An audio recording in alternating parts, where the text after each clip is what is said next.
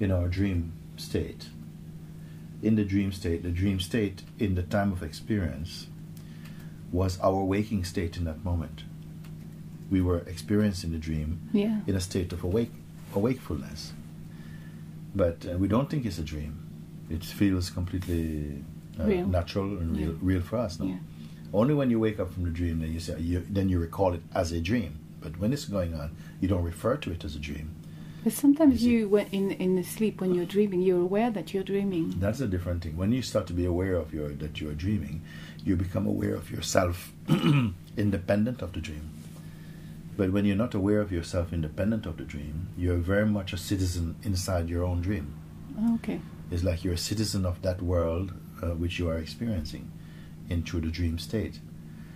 So when you wake up, the point is, when you wake up, you can recall all these things, all the various components of the dream.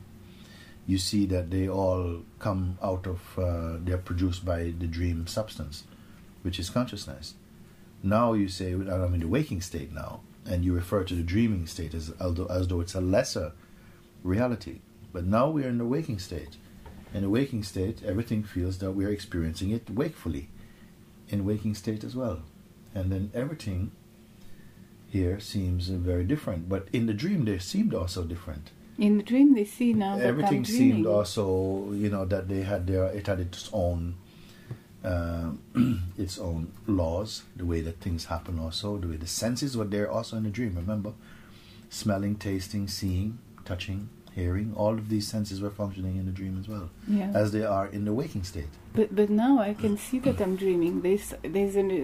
I'm aware that I'm dreaming. A lot of the time. In what way are you aware that you're dreaming? Explain. Because I can see that the dream is happening. It's like I'm watching the dream when I'm dreaming. Mm. Often it's like that. So I'm conscious of being present in the dream. Mm. As the weakness of it. Yeah, and I'm also, it's like, in fact, in the dream, I seem to be conscious of being all of it. That's happened, and I see that I'm all the different characters playing the different roles. That's happened. And that is a continuous perception that you are like this? Not always in the dream, no. Sometimes in the dream. When you say dream, what are you referring to now? The past state in the night when you're sleeping, or are you talking about this waking state? No, I was talking about the sleeping dreaming state. The sleeping dream. Yeah.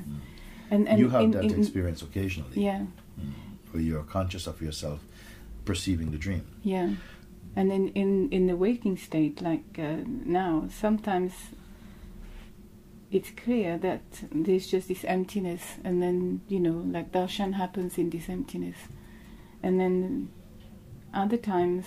Darshan is comprised of what? What keeps darshan in the picture? The feeling of being someone, I guess. Memory. Yeah. Habit.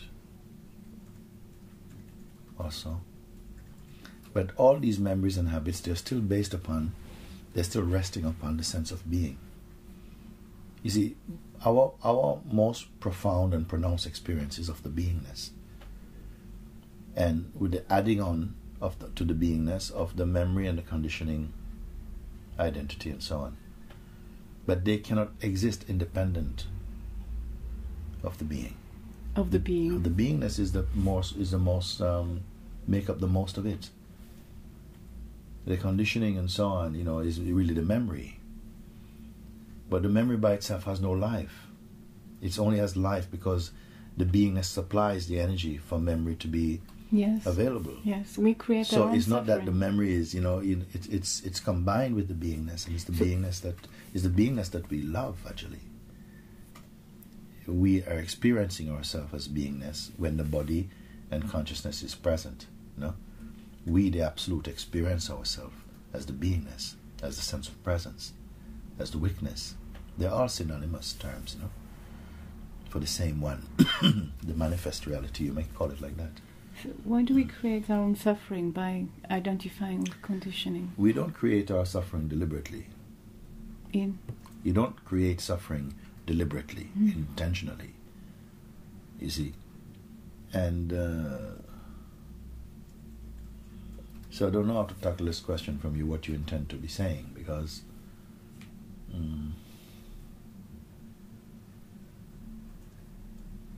the suffering is coming mostly because we are wanting something to be other than the way in which the cosmos presents it. Yeah. We want a unique personal version of the world, that it should play according to our projections. Yes. And of course it's not in obedience to our egoic projection. So when we don't get that, and we put a lot of energy to try and force our projections to be fulfilled, but it cannot be like that. To an extent, we are given some room to dream and to project, but you're not given power to fulfill the projection. But is it the wanting life to be the way we project, that the belief that we are separate me? Of course, it is belief, and that's why I'm saying you must trace it back to find where the first distortions crept in, you see. And it has to be amongst all the distortions that give us the sense of an independent and autonomous being and life. Must come in with the earliest, must be an identification with the body, that I am the body, I am this, I am separate, I am responsible for my own private existence, or something like this. So it's like we have to step back all the time. You know, like when you say keep inquiring, asking the question like who's suffering or who, you know, investigate. Who is suffering is one part of the inquiry. A deeper point of the inquiry is, if there is suffering, who is the witness of this suffering? Also, who says I suffer? Where does this statement come from? I suffer. It's a thought believed in, isn't it? Yeah, but where does this thought? How does this thought take its sense of presence from? See, the beingness itself is identified with the projections. Yes. Which arises out of the identification that there's a private me. Yes. Who favoritizes my own life above the life of other people. Yes. You know, I'm more concerned about my existence. So it becomes a very private affair. And this individual, it wants life to go its own way. This is normal, actually, for individuality. We want things to go our own way. God itself is the individual, is the only individual. And God itself wants things to go God's way. You see? But the individuality of God comprises all the apparent individualities of all the sentient expressions of God, which is the yous and the me's and all the other forms, sentient forms, which they hold the presence of God, which is the sense in which the absolute manifest as the independent autonomy, the cosmic autonomy. I know this might sound a bit, I don't know how it sounds, because God is the cosmic autonomy, meaning that it is the will of God that this universe functions. You see? And because we are that God in this form also, but because of our sense of that I am the form, it's a severe limitation upon the original the original visitor, the dweller, the indwelling spirit in this body, is not saying I am this body. No. But somehow out of it has come this belief that I am this body. And then that belief has taken hold of this body and is representing the body and the beingness. I am the one living in here, and I want things to go my way. This is what is happening. You see? Yeah. Yeah. But underneath this, there's the beingness, the pure beingness, which is really the presence of God, the presence of the Absolute. Then this body is announcing itself somehow in the feeling I am and I exist. But we must not mistake this feeling I am to be the ego. We can say that sometimes, but it's not really how I would like to refer to it. The feeling I am is the godly principle. It is the purest, you may say, reflection or aspect of the Absolute inside this material form. And it announces itself as the presence, the feeling of presence. This is the sacredness in this body. Is the feeling of presence, the feeling I am. But this I amness itself does not really belong to the body. It is a visitor in the body for a while. The body is a time body. And the I am is, although it's not in time, becomes in time because it associates with the body. So what the time is for the I am feeling is only the duration of the life, the visa for the existence in this body. That's how long the I amness will be there. When this body is finished with, when the consciousness and the vital force leave the body, the I am again goes back into its absolute state. But then people ask, but what about, are we reborn? I mean, can it be like you're living a life and you seem to be going somewhere and then it's chopped? Then what happened? End of journey, end of story, finish. So this is where it came in, this concept of reincarnation, because what is it that reincarnates? Certainly the body is not reincarnate, does not reincarnate. It's maybe recycled, it goes back to the elements, but it doesn't reincarnate, it doesn't reform itself into this body again. And the pure self cannot reincarnate, it has no need because it's perfect. Why should perfection reincarnate? What is the purpose of reincarnation also? It must be for continuation. And if it's continuing, it must be continuing something. What is being continued? I cannot say that the self is continued because it has no need to continue. It simply is. But something continues, and it says that it is the mind and the mind belief, the substance of the mind, that reincarnates. You see? So that you have a story. The body. We can put it like this, that it causes the need for a body to come, because the mental stuff that is unfulfilled, it needs a body to be expressed through. They work together. You see, the mind really is for the body, actually, in a way. The mind is like almost like the god of the body. It's a funny thing to say it, and maybe I don't want anyone to really hold this too tightly. It's just a kind of metaphor, but it's like the mind is constantly speaking to the beingness as though it is the body. Yes. Go to the body, watch the body, you are the body, behave like the body, protect the body. You are the body. In a way, it's doing this. Yeah. The beingness has to remember it is not the body, but because of the identification with the body, it comes under the spell or the hypnosis that it is the body. And this is where delusion comes in. This is where the Maya takes effect strongly, you see. And yet you can experience clarity, of knowing and seeing if, that you're not even your own reflection, and that something happens in the mind and you zoom into it and you're consumed by it. This is like... You can say, there's a stage. Let's remember that let's not search for absolutes in the realm of the relative, because the mind can only relate, compare, interpret. So it is relative. So all the terms we're using, let's keep them open. Don't close any of your terms or your concepts, because then you make them to be like an absolute, and they're not an absolute. They're only pointing to something. And depending where you are, your pointing will be in a different direction. So don't take them like absolutes. They're just indicators. You see? You said the other day that feelings, feelings are just feelings. Then I'm seeing that feelings, what I'm noticing is feelings, they're mind.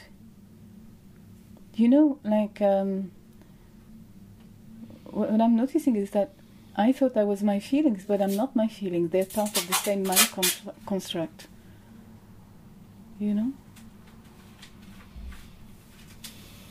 All of these, whether you call them thoughts, actions, feelings, sensations, emotions, they occur inside the beingness on account of the body. It depends where you're going with this. Where are you going with that statement that the thoughts and feelings, they're not you? Well, they refer to me. A lot of the time when you say, "Oh, I'm feeling this," you're actually engaged in the story. Why don't you take a more broader view, a softer view, that all of this came about because you are here. It's all relating. It's related to you. It's connected with you. It comes out of your being. No? We don't have to be afraid of that. The contemplation, the introspection is only to really clarify and discern that I am not that what I'm perceiving, what I'm looking at, has a transience about it. That's what comes I'm and goes. noticing. Yes, but it shouldn't take too long for you to complete that seeing. No, but even with the seeing of Satsang, you know, and I could see that the emotions or sensations are just arising, but I thought that feelings were real.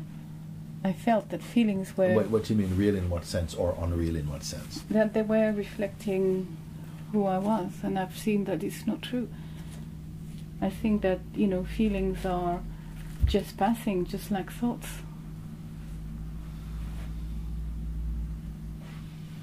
It is true. It is, everything is passing.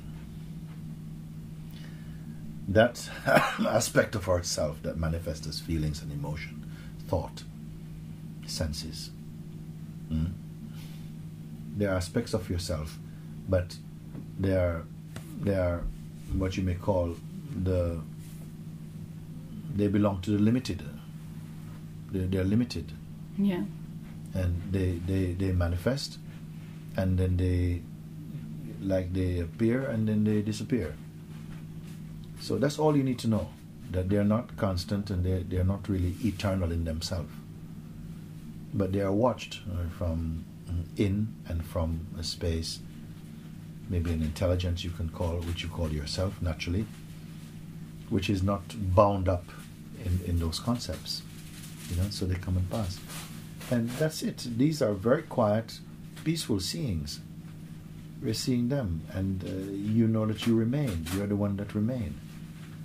We don't have to make any further noise about that. You see that, but it's okay.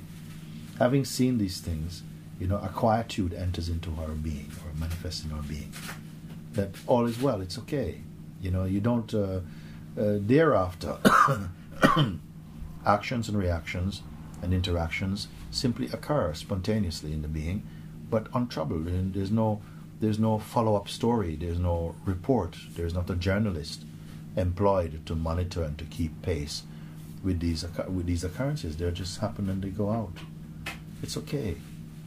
I am more concerned, if I want to use the word concerned, more reminding you that you are the peace that remain before, during, and after the occurrence of any apparent event. You're just here. Pay attention to that. Be with that. Don't be in the noise of reporting about that which is passing. This is something that I feel is important not to point out. And so you don't always have to be up there in the calculating noise of the mind. You're simply here. Just like when you're inside your house, it's raining outside, there's thunder and lightning, but you're not so concerned about it. You're home. It's not. You don't have to take your umbrella out. You're inside your home. You're fine. You don't have to be going, oh my God, I wonder if... No, just you relax. Let everything is just happening. I don't know if that's the best example, because I don't want to give the impression that we have to be tucked up in bed and safe. No, everywhere we are. I'm not feeling that from listening to what you said. Yeah. It's just to remember that you are the peace, and that whatever happens... And not just only to remember, but in this remembering, it's like you are the peace. Not just remembering you are the peace. You are that peace. Yeah, and you are at peace. In what you said, I feel like something fell off. Yes. Yeah. Yes, because otherwise you have to remember that the mind can take the form of assessing and working through processes to prolong, the potency of seeing. So that we keep on being at the job of trying to find the self. And it keeps us in the loop. But we are here. We are just here. What can it be, the noise of the mind, when real seeing happens? It's nothing at all. You just leave it, you see. But it's nothing to report. No comment. Nothing to report. Simply you are, What I don't want to encourage is this making a kind of grand statements about the sense of being. It's not. It doesn't. It's not making any big statement about itself. It's simply here. It is simply this. And knowing being this, the rebellious mind, the delusive mind, really doesn't have a leg to stand on. It doesn't have that power. It seems like it loses it vanishes. Its influence is weakened, you see, because who is there for it to influence now? You see, the attention of the beingness is not going anymore to the mind because it's already looked. It's like it's looked and it's examined. The house is clean. Yes, the thief is out. The thief was being offered residency, but now he's caught and exposed. Now he's out. So you're not going to re-invite him into the house. So everything's fine. And that's amazing how swiftly, in you saying your peace. Yes. You just said your peace and the whole thing fell off. Yes. You are at peace. Thank you. You see, indivisible and effortless. That's so amazing. Very good. And such a joy each time that recognition confirms itself. No, it's there's a stop to it. There's a, it's not ongoing scratching. No, something simply subsides or drops away, and only this thing now has revealed itself. The peace has revealed itself. I am here. I am here. I am you. I am this. We're one thing. I'm a rabbit, Mooji. No. As I said, you're at peace. No, but you remember that story that you used to tell in Satsang. Are you a rabbit or a rhino? Oh, yeah. And the rabbit gets shot in one go. Yeah, it was like that. That if you shoot a rabbit with a dart gun, it will drop immediately. It has no resistance to it. But if you shoot a rhino, he will go off into the bush. Yeah. Do you remember that? A lot of resistance. Yes. And we talked about the rabbit mind or rabbit ego and the rhino ego. The rabbit ego is much more humble. There's not much resistance. When he's hit by the dart gun of truth, he fall immediately, you see. He succumb immediately. But the rhino ego, when you hit him with the truth, he goes galloping. He's not going to fall, you see. A lot of resistance. And some people like this, it's such a good example because some people like that, when they have the first dose of really recognition or truth, or they hear it even, big resistance come and they run off. They don't come back for a while. They don't come off. But if that point, if the dart has really entered, then it's just a question of time. This is why I say when you hit the rhino right, you don't have to chase him. You just walk in the direction that he goes. You find him there, collapsed under a tree, breathing. Then it's the only time you can go and stroke. You can stroke the rhino then. Say, Mr. Rhino, why you run so much? He cannot do it from himself. He cannot surrender from himself. A mightier power, the grace has to hit him. Some people like that. It's like once they hear what is true, they can't fight anymore. They just succumb. And then the grace comes up. It's like the sap rises up.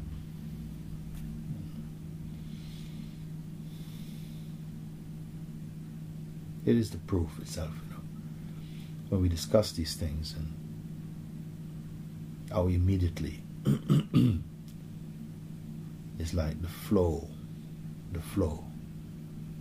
of the life force, the joy of being is released again, that this is the direction for the real and lasting happiness for all human beings, all sentient beings, just to know themselves. Because what have we done in talking about these things? We have not built any houses. We have not made any task, any work out of it. We've simply looked, examined. No, you said your piece. Yes. And somehow it was heard and felt within the being. And it pushed everything else away.